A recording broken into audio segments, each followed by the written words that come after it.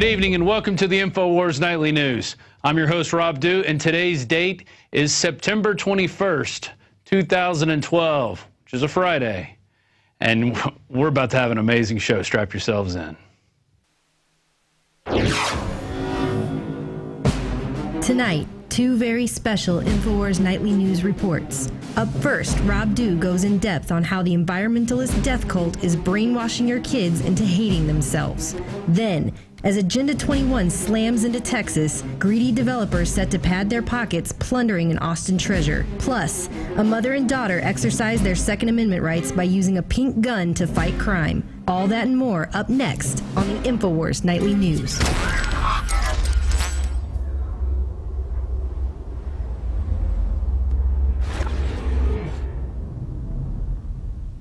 So we got two big special reports. One of them, Alex literally sprung on me just a couple hours ago. We got an amazing interview with a libertarian running for Congress in Texas, taking over Lloyd Doggett's spot, hopefully. And Jakari Jackson's got some interesting Second Amendment news. But first, we move to the dung beetle. Janet Napolitano, executive order on cybersecurity is close to completion, and this is out of the Hill newspaper. Homeland Security Secretary Janet Napolitano on Wednesday said the cybersecurity executive order that the White House is drafting is close to completion. Well, you guys remember how Barack Obama said several times, we're going to try to figure out how to do things without Congress's help. If they don't want to do it, I'm going to do it. In fact, I think it was last night on Dan Badondi's piece on security of slavery that he put that in there. And or was it Jakari's? I think it was Jakari's Judge Dredd piece. That's what it was. We got so many special reports coming out. We got so many great reporters working now. I can hardly keep track of it. And that's why I've hardly been doing the news. I've been trying to get these people in front of the camera, getting them looking good and making it happen. So moving on with this piece of trash here. At the Senate Homeland Security and Government Affairs Committee hearing, Napolitano said the executive order is still being drafted in the interagency process. That means they're figuring out how to really screw everybody out there. And is close to completion depending on a few issues that need to be resolved at the highest levels. Yeah, what the highest levels are, that's what corporations will be able to contact Department of Homeland Security and say, this person's posting something bad and I think it's bad, and go after them and shut their website down. And they've already started doing it. They've already been shutting down websites claiming copyright infringement, and they're just going to keep on doing it. And the web is supposed to be a place where information is free and transferred, and we all get to use it for the betterment of society. I mean, what else is it there for? Oh, maybe it's there for Google and Facebook to spy on you and sell your information to large corporations so they could just continue the process of siphoning the money out of your pocket. One more quote here in this article. The White House began to explore an executive order last month after Senate Republicans blocked it. That was a Joe Lieberman article. Basically, they were going to go after, or Joe Lieberman bill, they're basically going to go after anybody who was posting anything, which I said before. Napolitano again urged Congress to enact comprehensive cybersecurity legislation, arguing the White House cannot completely address the threat on its own. And an order from the president's office can't offer liability protections to companies which protect them from legal action if they're hit by a cyber attack. And what does all this mean? Well, we know if the government's getting into it, it's going to be bad. We're not looking forward to it. So moving on, we now got a real creepy story, and this is out of Fox 31 in Denver, Colorado. Stand Up for Kids founder arrested for sexual assault on child. So once again, we have one of the heads of these charities and do-gooder organizations for children has been found to be a pedophile, essentially, or at least is an alleged pedophile at this point. He's been arrested for sexual assault. So we're going to say he's an alleged pedophile at this point. I don't want to point any fingers, but he's looking pretty smug in that photo. And it's always interesting how it's always the heads of these organizations that are supposed to care for the children that we find they prey on the children. Just look at Jerry Sandusky. We covered that one earlier in the week. And basically, he was a founder of a nonprofit group that worked with homeless children in 37 cities over 2 decades. And it's the homeless children without parents to talk to or without people to run to, those kids that are not protected, that always end up being the victims and stuff like this because they're preyed upon by predators. These people like this are predators, and they look for easy prey. That's why they go after these kids. The Aurora the police department confirmed that Tuesday Richard Coca Sr., who founded Stand Up for Kids in 1990, was taken into custody on September 15th after an investigation that began on August 29th. Authorities said over that period of time they built a case that alleges Coca was committing felony sexual assault on a child he was supervising in Aurora. And, of course, it's a position of trust. And they did give him a high bond, $250,000. He's not going to get out of there soon. And it's just totally disgusting. And we're going to have more on how the elites and these people in power positions prey on your children. But this time it's more so that they feel so bad that they want to end up, committing suicide or getting to that thing that they're bad for the earth. And we're going to go into that a little bit later. Moving on to some science news. Warp drive may be more realistic than thought. And basically, scientists have worked it out. A ring-shaped warp drive device could transport a football-shaped starship to effective speeds faster than light. And this is out of Wired magazine. So NASA scientists now think that they can make warp drive happen. A warp drive would work by warping the space-time around any spaceship, which physicist Miguel Alcubierre showed was theoretically possible in 1994, albeit way beyond the current technical capabilities of humanity. However, such Alcubierre drive was assumed to require more energy equivalent to the mass energy of the whole planet of Jupiter that could ever possibly supplied, rendering impossible to build. So you need the amount of energy the same size as the mass of Jupiter in order to attain warp drive. Maybe someday we will get there. We won't get there if all the bees die, because I think it was Albert Einstein said, once the bees go away, we're not too far behind. And now we know, mystery of the disappearing bees solved. And it's like what we said all along, most likely something man-made. We were speculating either it's going to be the cell phone towers or pesticides. Well, it turns out it looks like pesticides is the problem. Thousands of scientific sleuths have been on this case for 15 years trying to determine why our honeybees are disappearing, which is the biggest general threat to our food supply. Recently, the evidence was inconclusive for colony collapse disorder, but now they think they have a culprit. And it looks like, interestingly enough, a chemical produced by the German chemical giant Bayer, they create a pesticide that is sprayed on acres of corn, wheat, and cotton seeds. And that seems to be the big problem. It goes in, they're called neonics, and they're absorbed by the plant's vascular system, contaminate the pollen and the nectar, and the bees encounter that on their rounds, and then it messes up their central nervous system. And it basically destroys their homing abilities, so they don't return to the hive with the food. The hive dies, colony collapses, and we're left with less bees than we had before. And scientists have been sounding the alarm here for a long time with this colony collapse disorder. So hopefully people will get their heads out of their ears and figure this out. We'll stop spraying pesticides on every little thing we can touch and maybe go to more organic forms of growing. Honeybees have been likened to the canaries in the coal mine. Their vanishing is nature's way of telling us that conditions have deteriorated in the world around us. Bees won't survive for long if we don't change our commercial breeding practices and remove deadly toxins from the environment. A massive pollinator die-off would impair the world's food supplies and devastate ecosystems that depend on them. The loss of these creatures might rival climate change and its impact on life on Earth. Well, okay, maybe climate change. The climate does change all along. They didn't say man-made climate change, so I'm more inclined to believe in that. But I tell you, we definitely do have to be looking out for these honeybees. I see them all the time when I'm out, and they don't look good. They look very sick. Now I want to go from the bees dying to our children who are being baptized in this new Earth First death cult. Basically, we have these upper crust level educators, thinkers, scientists, Earth worshipers who think humans are bad. And their mission, instead of just doing away with themselves, and if humans are such a bad problem, go on off yourself. No, they want to tell us that we're bad for the earth and we basically need to die. They don't come out and say it like that every time, though. They don't come out and say you need to die. They like to approach it from this educational standpoint, wearing a blazer with the elbow pads, just talking in nice, gentle terms and how it's overpopulation and we've developed equations. So we're going to get into that. And there it is, Time Magazine, How to Die. Wow, look at that. Guys are on the ball. So it's all about training the young people to hate themselves and to hate life and to hate technology and to hate success. And it's to get you in that mindset of wanting to be a slave. And we've got a great example of that we're going to come up with and show you in a second. But first, I want to go to a clip of Al Gore. And this is from 2009, where he was talking to the kids, getting them prepared to become good little green police. Let's go to that clip. There are some things about our world that you know that older people don't know.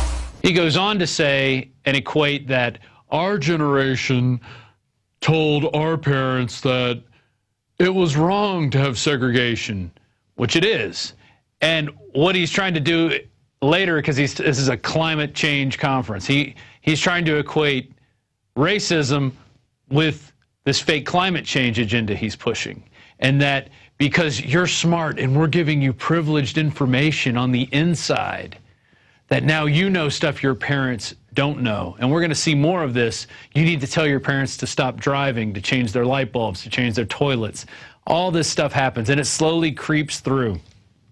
Well, back in 2008, and there was a TV network that told kids how long their carbon footprint should be to allow them to live. There's that full screen right there, and it was a video game, and it's got a little piggy on it, and it says, find out when you should die, and this is a little game for kids. So it goes on to say, how big of a greenhouse pig are you? Click on the question numbers across the top and select your answer for each one. The Australian average answer is indicated. With each answer, see how your CO2 production compares to the average Aussie greenhouse pig and the environmentally sustainable green pig. And when you're done, click on the skull and crossbones to find out what age you should die so you don't use more than your fair share of Earth's resources.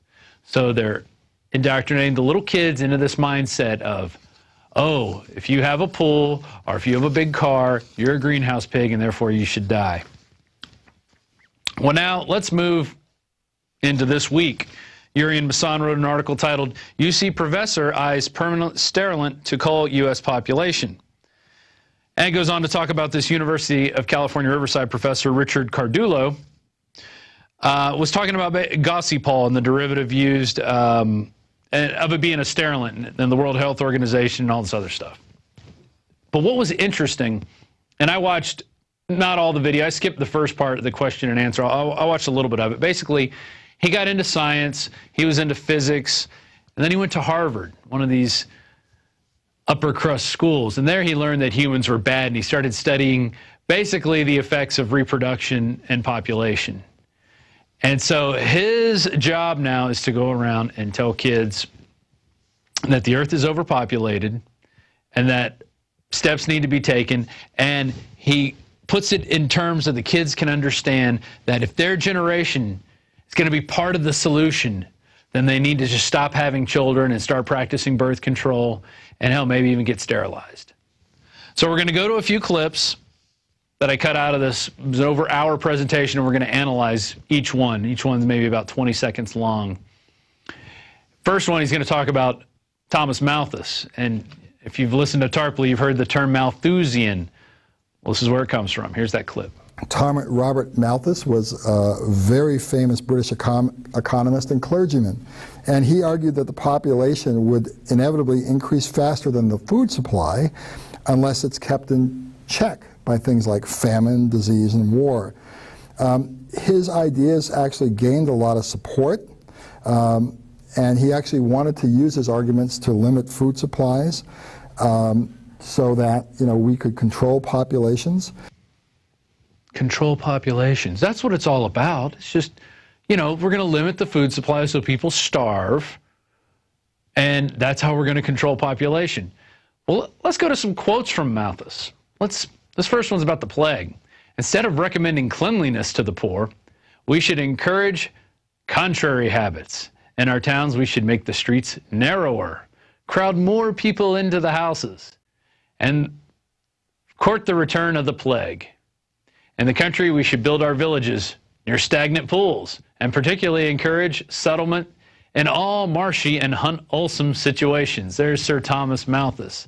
That's what he thinks of humanity. He's a real smart man. And by the way, the people he influenced were people like Charles Darwin and others like that, basically the fathers, the grandfathers of the eugenics movement. Here's another quote from Malthus. All children who are born beyond what would be required to keep up the population to a desired level must necessarily perish, unless room can be made for them by death of a grown person. We should facilitate instead of foolishly and vainly endeavoring to impede the operations of nature in producing this morality. That was from his essays on the principles of population. Here's another one from Malthus. The power of population is indefinitely greater than the power in the earth to produce sustenance for man. Well, since Malthus's time, we've proven that we could make our agricultural standards better, use irrigation techniques, use retention ponds, all kind of things. They grow crops out in Egypt now. And you know how they do it? They put black plastic down and they water them underneath the black plastic. And that keeps it basically humid underneath there. How do I know this? Well, one of my relatives is a farmer who went from Michigan all the way to Egypt to learn how they farm in the desert. And now he's grown his crops to greater levels. And so we have the technology, and anytime the human race has come up to a problem, we can find ways around it. Usually we don't, we resort to war, but there's a lot of great things that we have created, and when pushed in the right directions, we can make these things happen for the betterment of man. Now let's move on. He also introduces the young middle schoolers to Paul and Anne Ehrlich. Let's see what he has to say about them. These are very famous people, especially in the 1970s. Paul and Anne Ehrlich are scientists and faculty members at Stanford University, and they were interested in the effect of populations on the environment. So they came up with a very simple relationship, which is I equals PAT. It's called the IPAT formula. And simply what this says is that the environmental impact, okay, is going to be affected by, first of all, the population size, second of all, by the affluence. So for instance, if you want to minimize environmental impact, perhaps you should consider lowering your standard of living, for instance. Oh, you see, if we all live in slums, then we could have more people. But that's the only way we could have more people in this world, is if we all live in 16 by 16 apartments. Oh, remember that report Melissa Melton did? That's right. That's what they're trying in New York. 16 by 16 square apartments where you can live like a prisoner.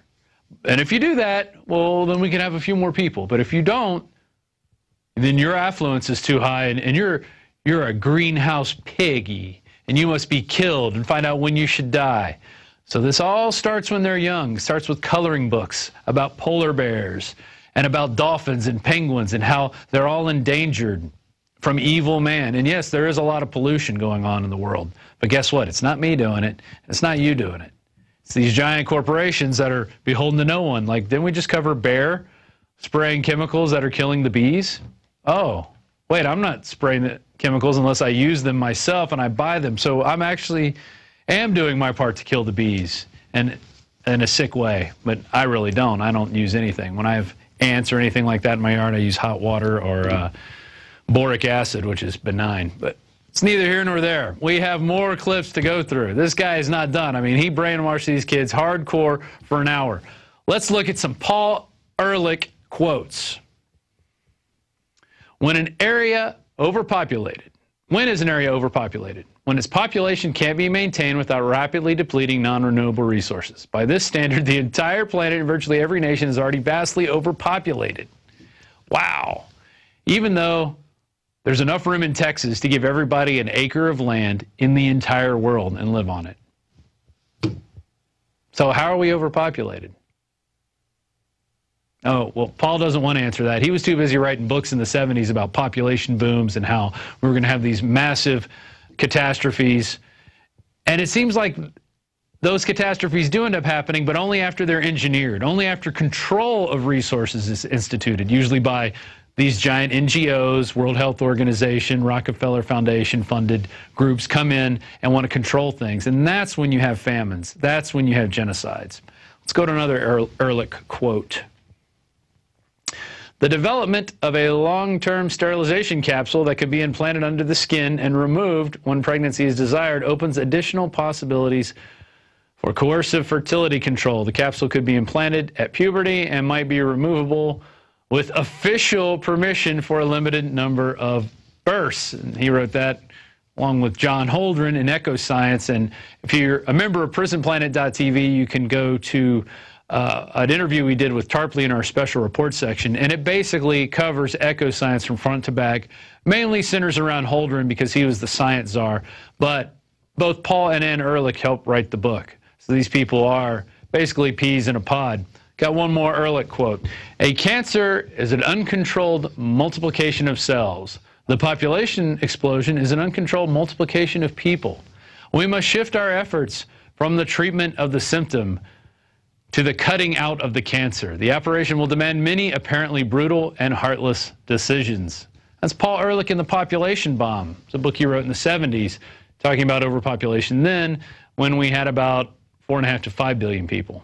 Well, now we have 7. But actually, the increase of population is slowing down, and plenty of people have said that it's going to peak at about 9 billion and then start going down.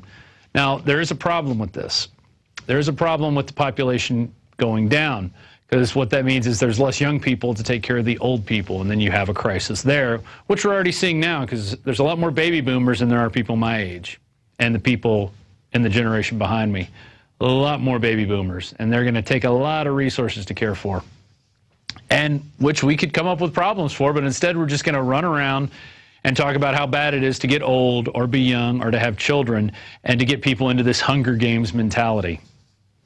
Let's move on. We got a lot more clips to go through with Professor Cardullo. Let's see what else he has to say. Here's the next clip. We wanted to decrease our population. Okay, so let's decrease our impact on the environment. If we simply decreased the consumption of environmental resources by 5%. So you go home tonight and you tell your parents, what if we cut down our gasoline consumption just 5% in the next few years? Can we do that? Yeah. See, remember Al Gore? There's things that you know that your parents don't know. That's right. If we could just get our kids to start telling us what to do and running our lives, everything would be great. And that would solve all our problems, because we've got the kids into this environmental fanaticism. Let's go on to the next clip. So you can do a lot with these two, but ultimately the argument is we've got to do something about population as well. What about the United States? We're very affluent. You've seen many examples of that. The Earth at nighttime should have convinced you of that. We currently have a population of 313 million people. Okay? If we want to take the population down to 150 million, okay, all it would require over the next 100 years is to lower that birth rate. Okay?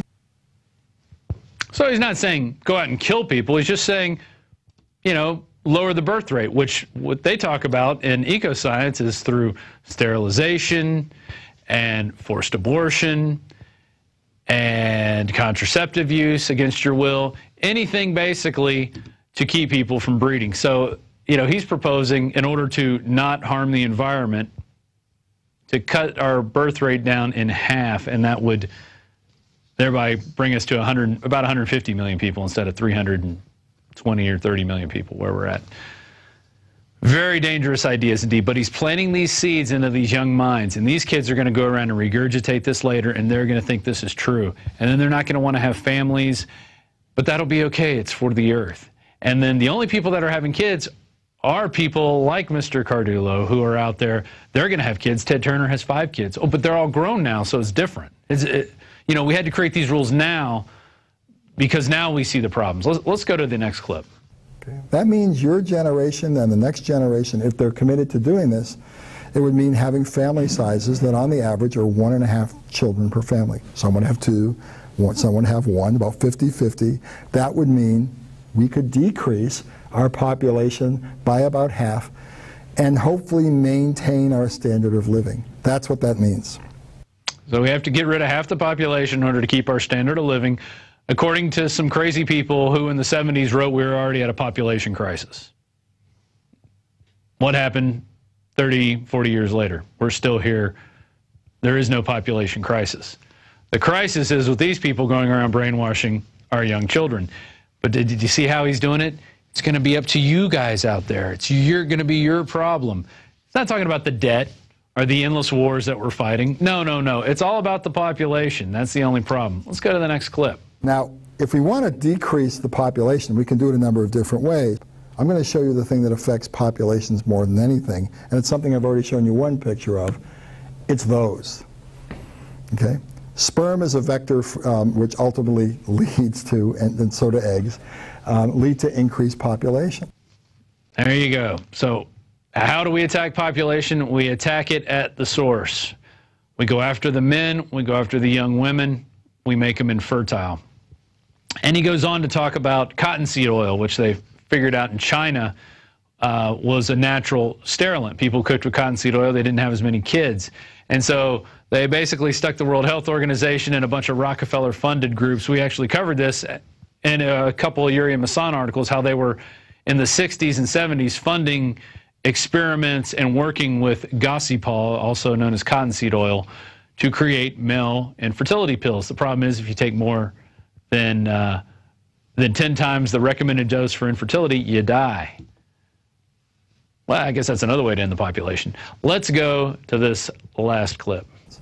So many scientists want to know, are there ways, are there new ways that we can control population or fertility rates by targeting specific cells, sperm or eggs, okay, so that individuals can make the decision to keep those rates low. There it is. And it's all done in a nice, calm, simpering way. They put it in the textbooks. They put it in the TV shows. They put it in your Happy Meals. Anywhere they can put the information to make kids feel bad about themselves, they put it out there. And then we have back in March an Anthony Gucciardi article, medical journalist calls for afterbirth abortion, says infants aren't people. And very interesting article there, saying that newborn babies simply do not have a moral right to life. And it talks about a eugenics program where 60,000 people were forcibly sterilized in 1929 by the U.S. government. So essentially, these people, starting with Malthus, have started creating this mindset that humans are bad and there's too many humans and we need to get rid of them. And they do this by brainwashing our children because they know they're not going to get older people, because older people have experienced life, and the brainwashing wasn't there when I was a kid. There was stuff about recycling, and that was the start of it, and Earth Day, and it slowly creeps. Now it's light bulbs. Now it's too much gasoline. Now we have to take electric cars that our government subsidizes or use solar, which I'm all for. I'm all for putting research into stuff like that instead of killing. If we could take the money away from killing people, killing brown people and dirt farmers in Afghanistan, and putting it towards solar research, we could be powering everything. But we don't want to do that. We're more interested in culling the population, controlling resources, and dumbing people down. That seems to be our industrial efforts. So there was my, I don't know, somewhat veiled attempt to get you people out there to recognize that this is going on, and we need to stop. We need to combat this mind control with positivity and love, and let kids know that we need more kids, more healthy kids, more unvaccinated kids, more kids who aren't eating GMOs, more kids who aren't sitting in front of the television, more kids who are playing. That's what we need to make a better Earth. We don't need less people. More people is what's going to make it better, because many hands make light work, as they say. And with that, we're going to go to Jakari Jackson for a few more stories. I'll be back after the break with a quick update on the Barton Springs situation. This was mandated by Alex Jones. He said, you must go on and talk about this. Another form of local tyranny where they lie and don't tell you what they're going to do, and then all of a sudden they spring up with this multi-million-dollar plan to basically hack up one of our little local treasures. So, thanks, Rob. This is Jakari Jackson reporting for the Infowars Nightly News. Headline: NYPD response to crime call slows to 9 minutes. Now, before we get into this article, I just want to reference something. Many of you know that the new iPhone 5 is out, and we see this article here, the NYPD's response to calls has slowed to 9 minutes. but the NYPD are actually out on iPhone patrols. They're posted up at your local Apple store if you're there in New York, but for some reason they can't get to normal calls of their citizens right there in their own city. It's just something that seems a little silly to me. We'll get back into the article. Crimes may be near record low levels, but it took cops an average of 9.1 minutes last year to respond to crimes in progress, the NYPD's worst performance since Mayor Bloomberg took office in 2002. The NYPD's chief spokesman attributed the latest increase to a spike in non-critical calls that drove up the overall averages, like cell phone patrols. Response times to critical calls, such as robberies in progress or a man with a gun, remained flat at 4.6 minutes. So we see here that they say for critical crimes, as they deem them, they do stay average at 4.6 minutes. And I know the NYPD, they have, budget cuts like everybody else, and they have horrific traffic up there from what I understand. But 9.1 minutes for things that they don't deem as being that serious is kind of serious to me. Because, I guess a serious crime is if you are in immediate peril. But let's say some guy is running down the street with your TV. That's not critical because you're not in direct danger. So this guy could hop in a cab, hop on a subway, and be gone with your TV. And cops, they come back from the Apple store and they say, hey, your stuff's gone, so hey, whatever. So it's just something that they could do better. And police, I'm not, mad against you, but whoever said this iPhone patrol was a good deal was completely ridiculous. Next story. Now, speaking of, keeping yourself safe and what you can do without the police, we have an article here. Mother, daughter, and pink pistol subdue criminal. And this is exactly what I'm talking about. If police can't be there in a decent time to protect you and your property, you should be well able to protect yourself. And of course, I'm referring to a gun. Mother and daughter pinned a burglar to the floor of their home and called police while keeping a pink stock gun pointed at the intruder until officers arrived. And we actually have a clip of that video, and we'll show that to you now. He was about right here. He was Marty Childs, according to police. Rebecca says he had cash from her purse in his hands. I shut and locked the door, the deadbolt door, so he couldn't get away. As Rebecca wrestled with Childs, she called for her sleeping daughter to grab her gun. I actually wasn't nervous. I knew I had to back away from him a bit so he couldn't get to me. So there we go. We see a mother and daughter fully able to take care of themselves. Had they been in New York, they'd had to wait around for God knows how many minutes for the police to come and get there. But since they took matters into their own hands, not took the law into their own hands, but took matters into their own hands, they had a firearm to defend themselves, and they did a great job. You see, they didn't run out there and shoot up the whole neighborhood trying to hit one guy. They were responsible gun owners. You heard the girl in the clip. She said, hey, she pointed her pistol at the guy. She didn't want to shoot him. She said as long as he stayed down, it wouldn't be a problem. He stayed down. The police came and arrested the guy. No problem. See, if we could see more things like that where people are able to arm themselves, had this been, the guy killed both of them, got away, it would have been in the news for one day and never heard again. But we see people here taking matters into their own hands and protecting themselves. And why is it always the older people? Because you see here in this clip, this older woman, I think that the article said she was about 56 or so, she wrestles a grown man to the ground, and her daughter comes in and backs her up. We see the older crowd, this lady, and then the gentleman at the casino, the arcade, or wherever he was, and also the older guy who shot the people coming in through his basement. I guess the older people know something that we don't, that you need to stand up and protect yourself. So good for you, ladies, and I hope that you don't have any more problems with that guy. They say he's a former convicted felon, so he may be doing a stretch here in the near future. Last story. Arizona immigrants concerned about show me your papers. Yes, they want you to show your papers in Arizona, just much like Nazi Germany or the American South during slavery times. Show me your papers. Show me your freedom papers. Let me know that you are free. So that's what our country has come to in the year of 2012. Let's get into the article. After a legal battle lasting more than 2 years, SB 1070's subsection 2B entered into full force on Tuesday after U.S. District Judge Susan Bolton lifted an injunction she imposed in 2010.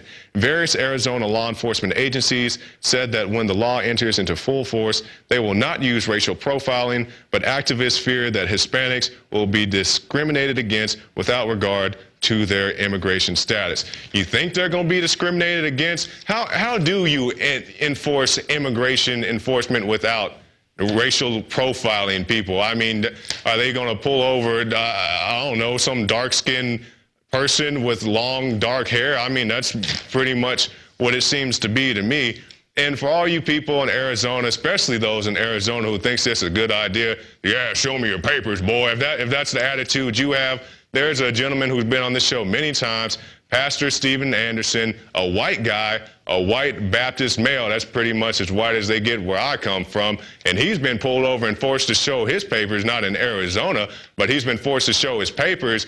So just keep thinking that if you think it's all for those people over there, just like the TSA pat-downs at the airport, back when they were just harassing the big bushy beard man, nobody had any problems with it. But then they started filling up Little Petey and Susie Q, and now people all up in arms. Oh, the TSA, they're so evil, there's all this and that. And like, yeah, I mean, TSA, they definitely have the problems, and we definitely need to keep working on it if we can't get it at all abolished. But let's at least, keep your hands off the kids. But we have these people having to show your papers. This isn't Nazi Germany. This isn't, you're a free person. You shouldn't have to show your papers. And hey, okay, fine, you do have an immigration problem in Arizona, but this isn't how you're going to solve it, by racially profiling your citizens. But hey, I mean, I'm not trying to encourage anybody to do this, but Arizona illegal immigrants, if you go to California, your big uncle Barack Obama will give you a free driver's license and a work permit so you can drive to work. And I'm not saying you should do that. I'm just saying this is a situation where one hand's not communicating with the other hand. So you can leave Arizona, go to California, get your driver's license, your work permit, and be set. So, hey, but we definitely have some issues here, and we need to get that settled as quickly as possible. Now for our quote of the day. That rifle on the wall of the laborer's cottage or working class flat is a symbol of democracy. It is our job to see that it stays there. George Orwell.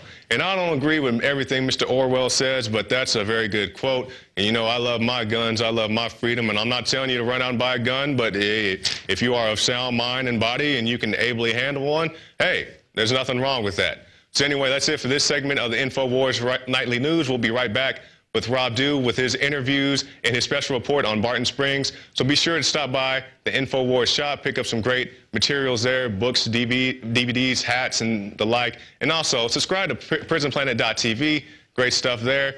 It supports our broadcast. You help us grow. You help us expand, because people say, hey, can you interview this guy? Can you interview that guy? Can you guys go here? Can you go there? We like to do all that, but we need your support. We are supported by viewers and listeners such as yourself. So stay tuned to that, and we'll be right back with Rob Dew. Hello, this is Linda West with a special report for Infowars.com. A new DVD has come out by GMO expert and scholar Jeffrey Smith. It's entitled Genetic Roulette. It exposes the shockingly unbelievable connection between the proliferation of GMOs by huge agri-corporations and the huge increase in disease in America. Things we're seeing today aren't normal. We didn't see them 30 years ago or 50 years ago. Illnesses that weren't epidemic before are now epidemic. With this new, comprehensive information, we can finally solve the mystery between the rising disease, cancer, allergies, Alzheimer's, premature aging, and even autism.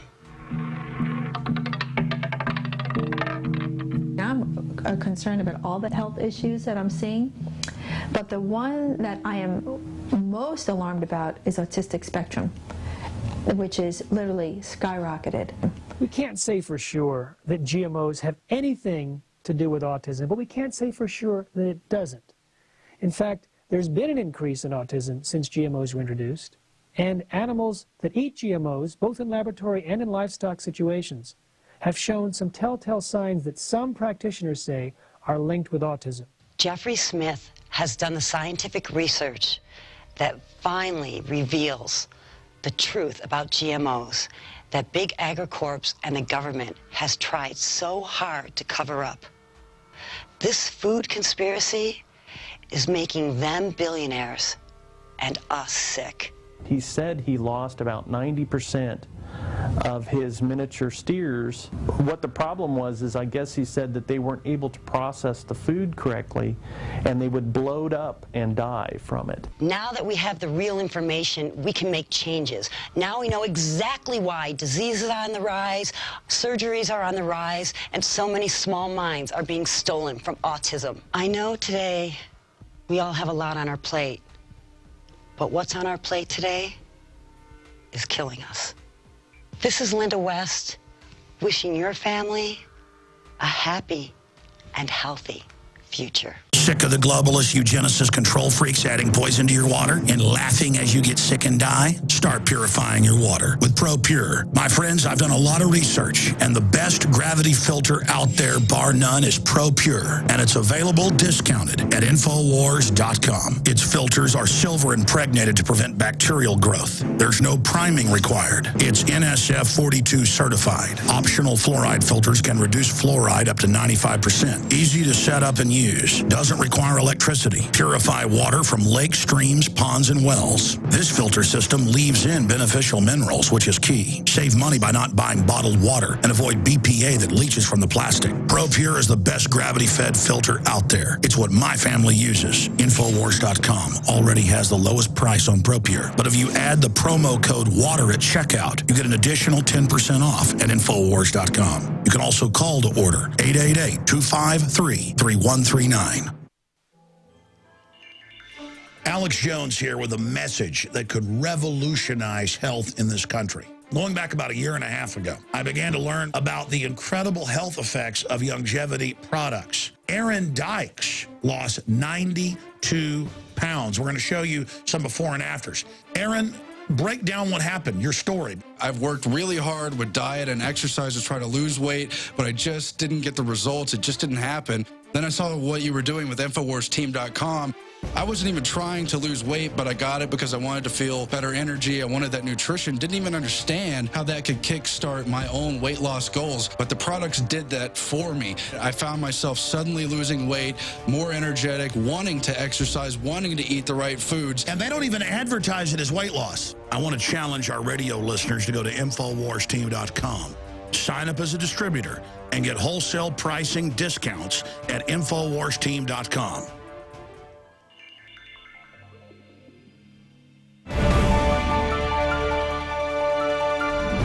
Welcome back to the Infowars Nightly News. I'm your host, Rob Dew. And thanks to Jakari for doing that last segment there on the, especially I like the pink gun story. Hold them off with the pink. Anyway, we're going to move on to this report we have here. Greedy developers set sights on Austin Treasure.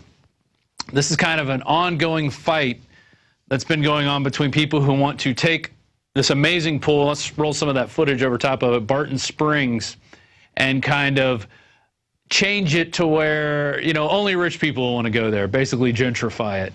Right now, everybody in the world goes to Barton Springs in the summertime. It's about 105 out.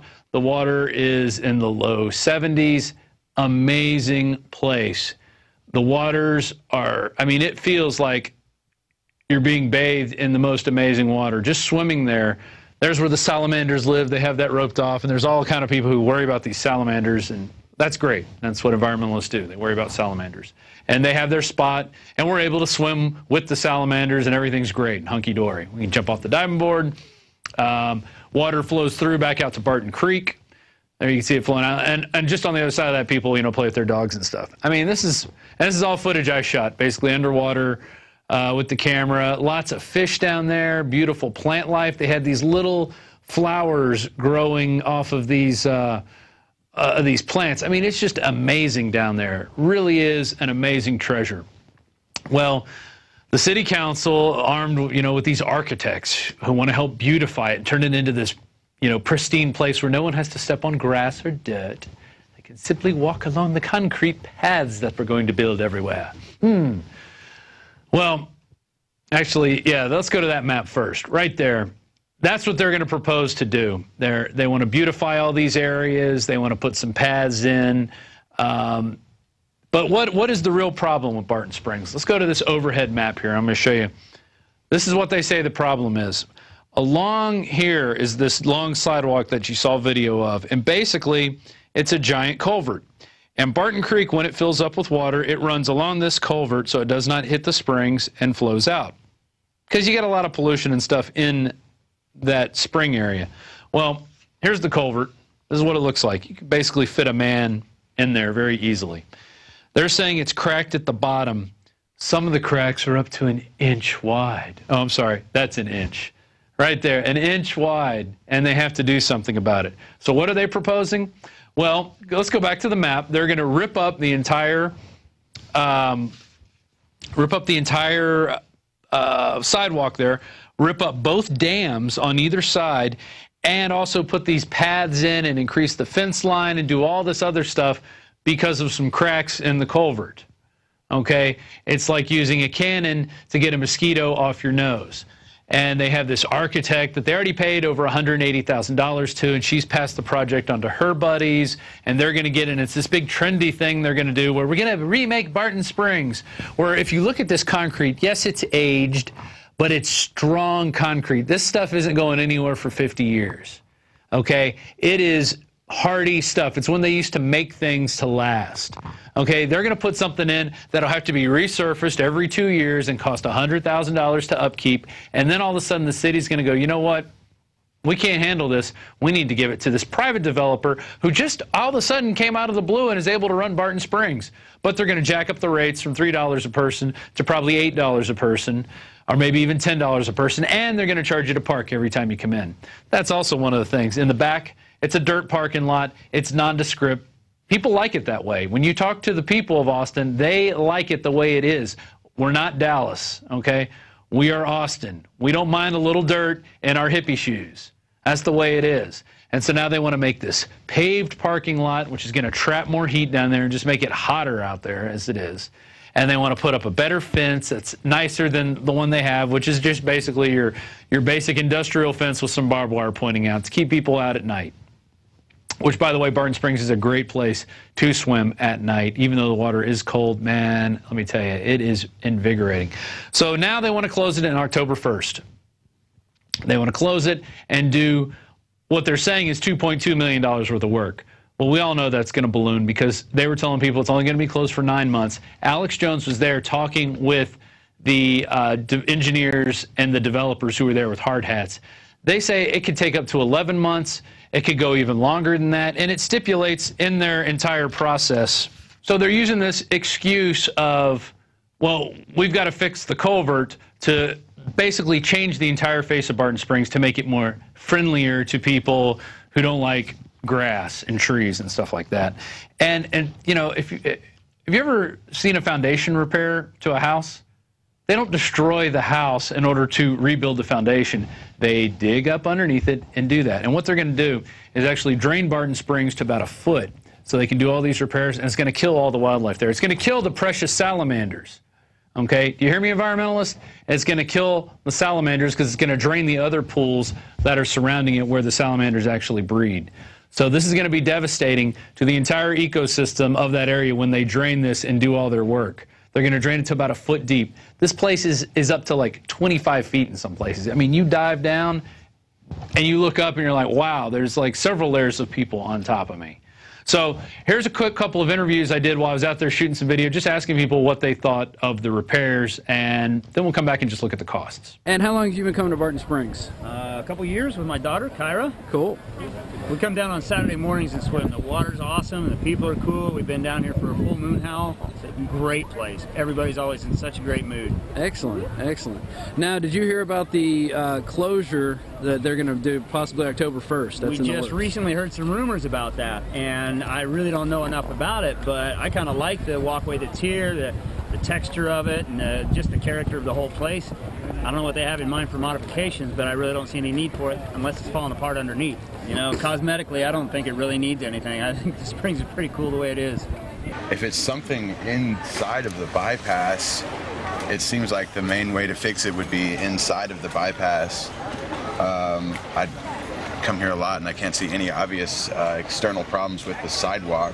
Maybe it might be like an aesthetic thing that, you know, oftentimes people will use a necessary construction for like an obvious aesthetic changer.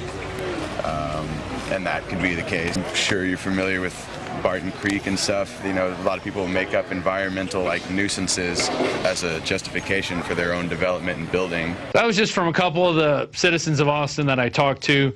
I tried to get on camera the head manager there of the Barton Springs pool, and she wouldn't talk. And I was there not last week, week before last. That's when Alex started sniffing out this story. And she wouldn't talk to me on camera because she hadn't been notified yet of when it was really going to close. So that's what your government, local government, thinks of you, Austin.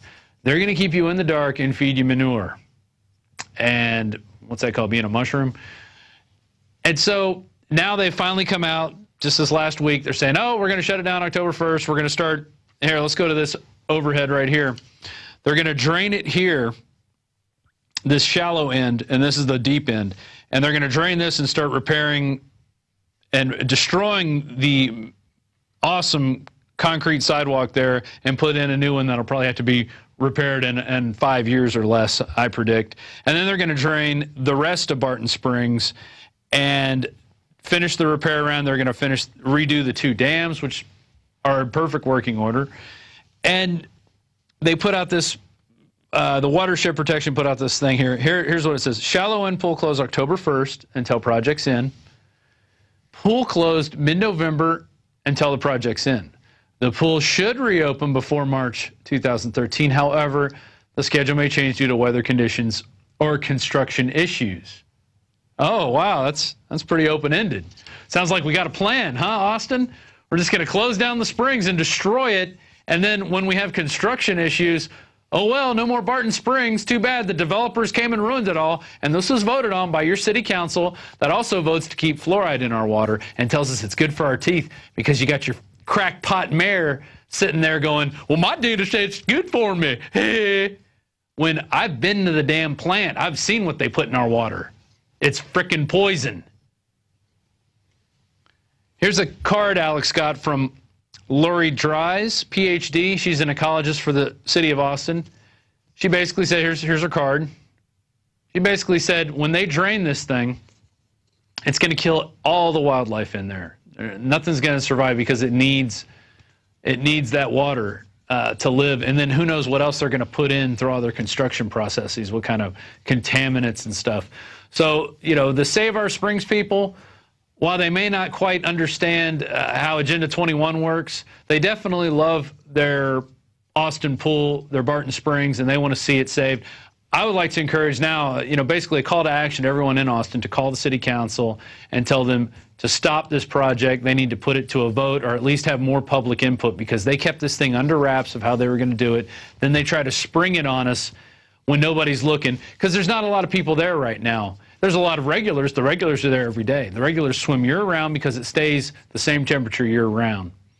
But it's not crowded like it is, you know, in the months of August and July.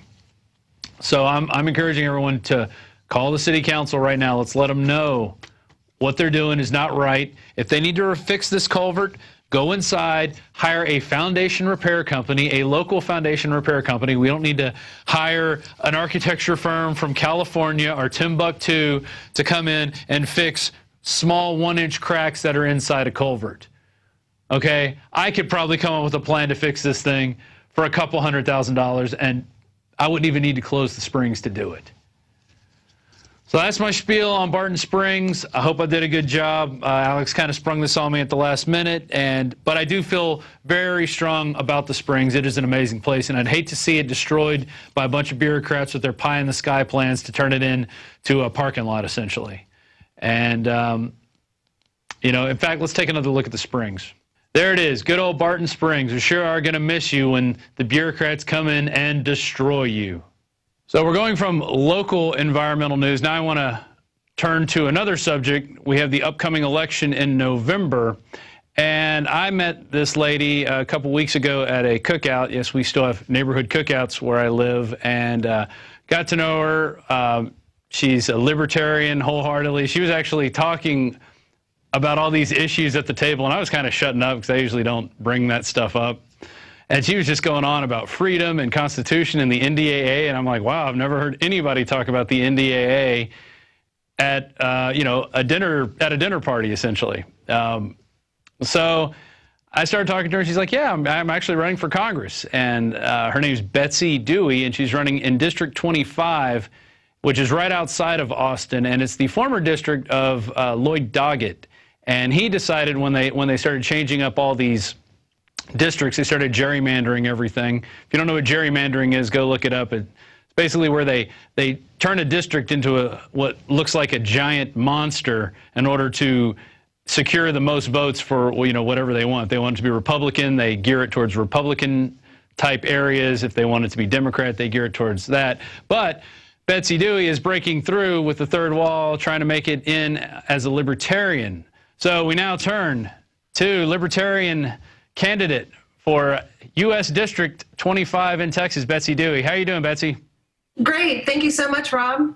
It's great to have you on. I'm excited to see basically an empowered mother of two going out there and ready to take on the system, because I think that's what we need. We need regular people who aren't lawyers, who aren't multimillionaires, going out there and at least speaking for the regular people. So what got you started in wanting to be a U.S. representative? Well, it's very simple. It was when the NDAA was passed on New Year's Eve of 2011, with the sections included, the sections 1021 and 1022, which go directly in the face of our Bill of Rights, of our rights as citizens of this country. You have the right to a fair trial, period. And I've been watching our rights just get stripped slowly away. And, you know, I'm old enough now to where I'm willing to go out there and make sure that I'll do whatever I can to maintain liberty and maintain our Constitution for my children and hopefully for my grandchildren and for many generations to come. Well, that's good. The NDAA is really what got under my nerves, too, especially that Obama signed it on New Year's Eve, kind of under the cloak of darkness when everybody else was out partying. He's out taking away our rights more and more.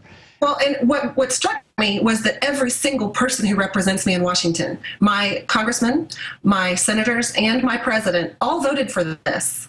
And it had been brought to their attention well in advance that these two sections could be interpreted to mean that Americans could be detained indefinitely without a trial.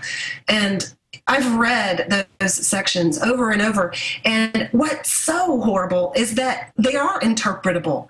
Legislation should be understandable to your average 18-year-old voter.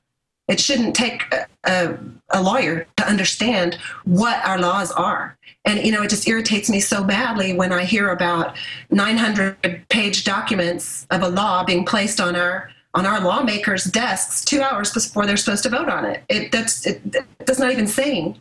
So exactly, and then sometimes they're thousands of pages. They barely have any time to look at it. I think Pelosi, and I think you saw this on your website, we'll know what's in the bill once we vote for it. She famously said over. We can see what's in it, right? Right, exactly. And I mean, it's just these people don't have our interest in heart. They're insider trading over and over again. They think they're above the law to do this. So it's good to see somebody with some integrity who's already speaking out. You've already, you know, you're an author. You've written a book. Tell us a little bit about your book.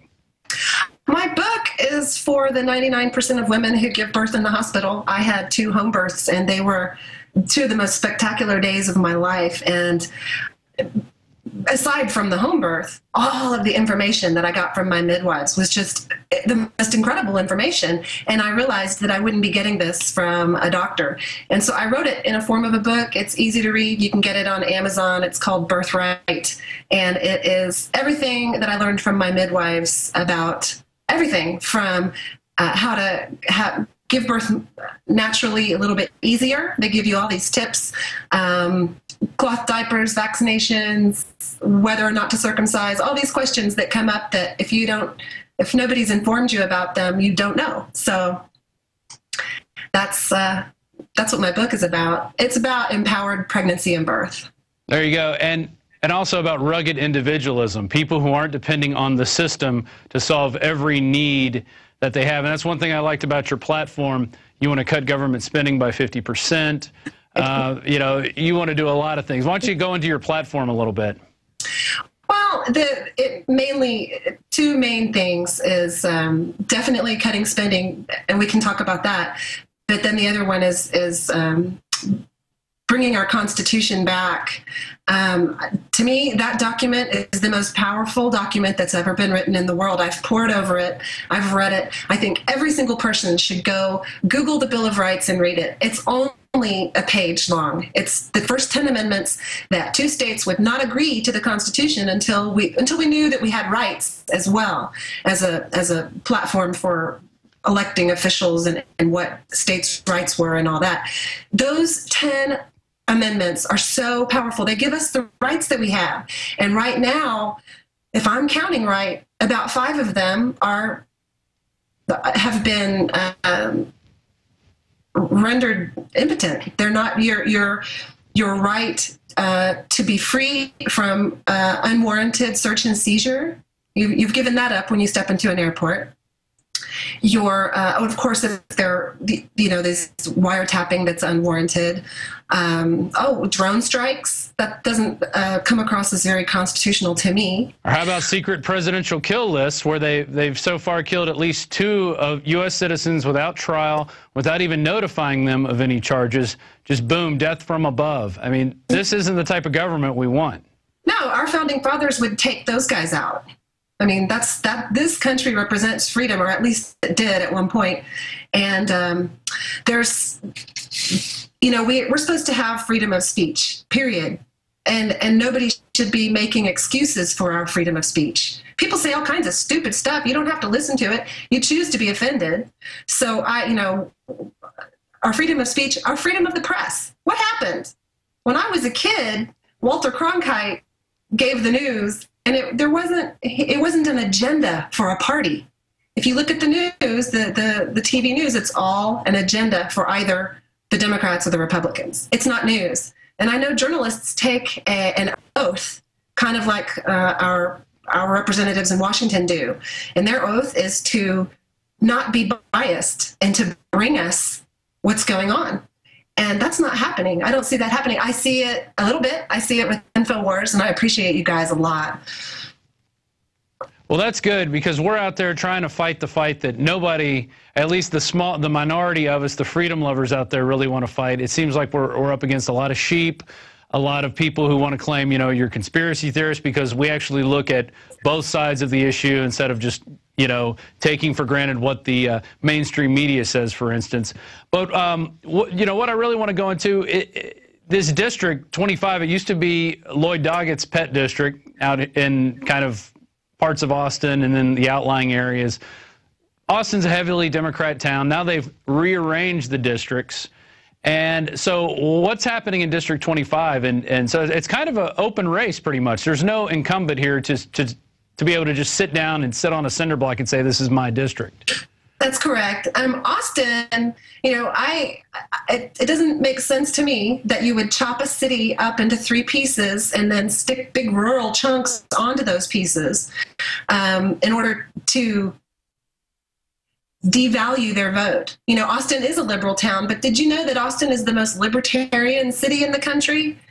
I've heard that Greater Austin donated more to Ron Paul's campaign than the entire Live Free or Die state of New Hampshire. So it is very liberal, but part of libertarianism is liberal in that we're socially liberal. We don't think we have the right to tell anybody what to do with their body or with their possessions as long as they're not infringing upon the rights of anyone else. So it doesn't surprise me that that libertarianism and liberalism are healthy in Austin, but they've chopped it up into 3 pieces. And my district does include the University of Texas, part of West Austin, and a little bit of East Austin. There's kind of a finger that runs through Austin, and then it runs from south down in San Marcos, over through Dripping Springs and Johnson. I don't know if it goes as far as, I think Johnson City. Yeah, we have the map up now, and it doesn't look like it goes all the way to Johnson City, but Lockhart, Gonzales, a lot of Interstate 10. It goes all the way up to, through the Lake District, through Marble Falls, Lakeway on the west, and ends up just south of Fort Worth. So it's a long, skinny district. And it's a fairly big district. These are a lot of different population centers in the area. How is your campaign going? Are people receptive to the libertarian message of freedom and prosperity? Well, everybody I talk to is, I think everybody's libertarian and doesn't know it. I've been doing a lot of educating about what libertarianism is, because it's the direct philosophical descendant of what our founding fathers were. We are the direct philosophical descendants of our founding fathers. It's simply, we were breaking free from a tyrannical government. And it seems like that's what we need to do again. So people are very receptive to it if they're willing to get out of their box. And the Libertarian Party has something called Project Politically Homeless. You might see a table down on South Congress or something. And it's for people who don't feel like they fit in with the Republican or Democratic Party. And they wonder what they are. And then they realize, oh, I'm a libertarian. So it's amazing, the response that my campaign has had. That's good. And in reality, there are a lot of different people with a lot of different ideas of how things should be run. And we've been pigeonholed through, the media and just society in general, saying you got to be Republican or Democrat. It's the only thing there is. And that's all I was told as I was growing up. And I remember when I started listening to Harry Brown, I said, I'm a libertarian. That's it.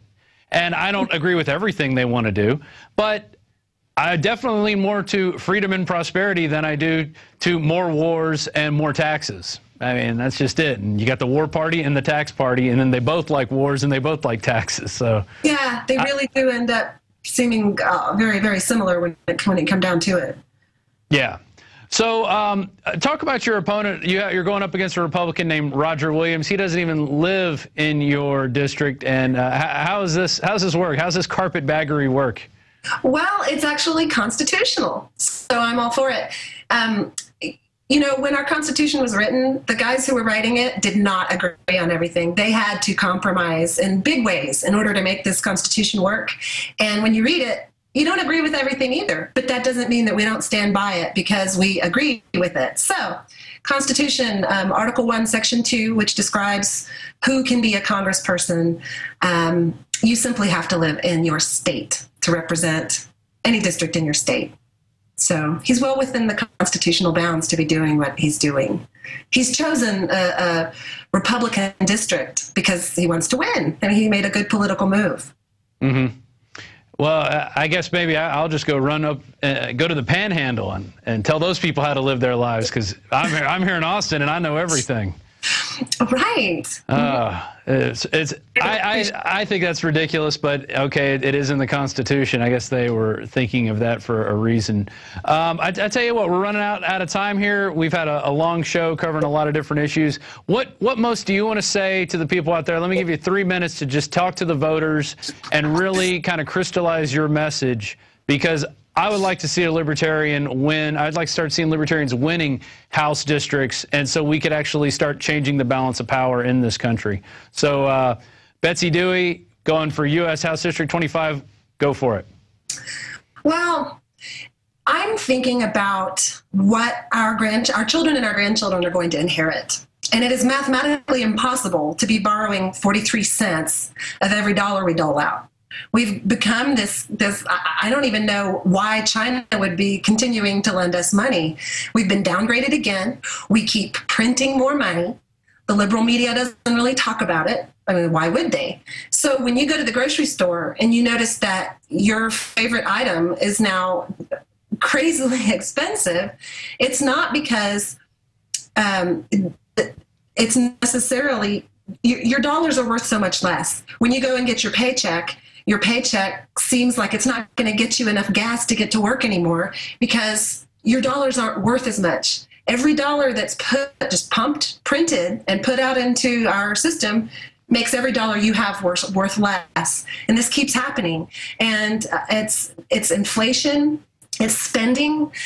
The Republican Party doesn't really talk about ending the wars, and that's our most expensive item, our most expensive ticket. And then it's, like the idea of welfare. Americans are very big-hearted people and very charitable people. The wealthiest of our nation give so much to our communities, and they'll always do that. That's part of our American spirit. I believe that. And when you tax people too much, Because even if we didn't tax people, even if we took taxes away, which is a libertarian philosophy that taxes are actually theft and that they're not constitutional. Well, they are, because we've given Congress the ability to tax. But the idea of taxing like a socialist country to the tune of 50% or something just isn't what. That's not freedom. That's slavery, actually. Right now, most people are working 3 to 4 to 5 months a year as a slave because that money goes directly to the government. So what are we looking at handing our children?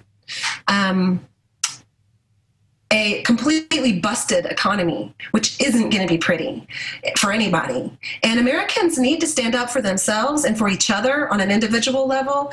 We don't need to be looking to the government to hold our hand. That's slavery too. When somebody keeps lending you money or giving you money, they own you. And I'm fiercely independent. I don't want to take a dollar from anybody. So I'd find a way to make a dollar. I'd go play my fiddle on the street corner if I had to. So I'm so disgusted with the treatment of our Constitution and of our Bill of Rights. Once again, go read the Bill of Rights. You'll be doing yourself a huge favor. And I'm not just going to stand by and watch it happen. So that's why I'm running. And I hope that message resonates with all Americans, but particularly those in District 25 in Texas.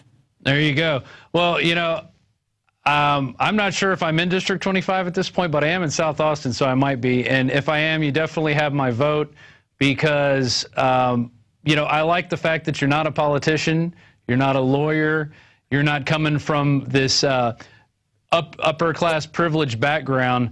You have a real good head on your shoulders, and, you know, you've got your eye on a lot of issues. We didn't even cover them all. You know, we were talking about FEMA camps the other night. You know, you've really understand what's going on in this country and how the paradigm is shifting. And if we have more people out there getting into politics for those reasons and not just for selfish reasons so they can make more money off the backs of Americans, we would have a better country. So I salute you for taking that stand and going out there and working for the people. So thank you. Thank you for what you guys are doing. All right. Well, there you go. That was Betsy Dewey, House District 25 in Texas. She's running, it'll be this election cycle. She's a libertarian. You know, if you haven't gone and seen what her platform is, you can go check it out at votebetsy.com. And it'll take you to, she's got other websites out there, and you can go to her Twitter account, you can look at her Facebook, plenty of ways to keep in touch with her, get some signs, go out there, maybe volunteer for her if you're in her district. And let's see if we could take this district that used to be Lloyd Doggett's and heavily, you know, staunch Democrat. Let's change that. Let's go ahead and put a libertarian in and see what happens, especially, you know, a libertarian mother of two who's very strong, and she knows the issues. I've had a good talk with her a couple weeks ago, and she definitely understands what is going on in this country. She's not blind to these issues, and she's not interested in special interests. She's interested in her kids, and that's at the bottom line, that's what we should all be interested in. Earlier tonight, we talked about how, you know, these maniacal green eugenicists are teaching our kids over and over again that it's wrong to be human, that it's wrong to have technology, that it's wrong to be successful. And we have to combat that with truth and love, and that's how we're going to change this thing. And we're not going to stop until we win. And with that, that's our show tonight. I'm Rob Dew. We'll see you next Monday, and we're going to have many more shows. Please consider becoming a member of prisonplanet.tv. And thank you for all your support. If you haven't supported us, please do. You get a 15-day free trial, plus one passcode is good for up to 6 computers. So you can give it up to 6 friends. You guys could all get on, watch the nightly news, watch Alex's show, watch the rants, the special reports. It's a great resource. Make use of it while we still have the internet. Big Sis is already looking at creating an executive order where they can take over the web at any time. Their little cybersecurity bill, which is basically doing the bidding of the giant corporations. So with that, become a member of Prison Planet TV and use your net before you lose it. Thank you.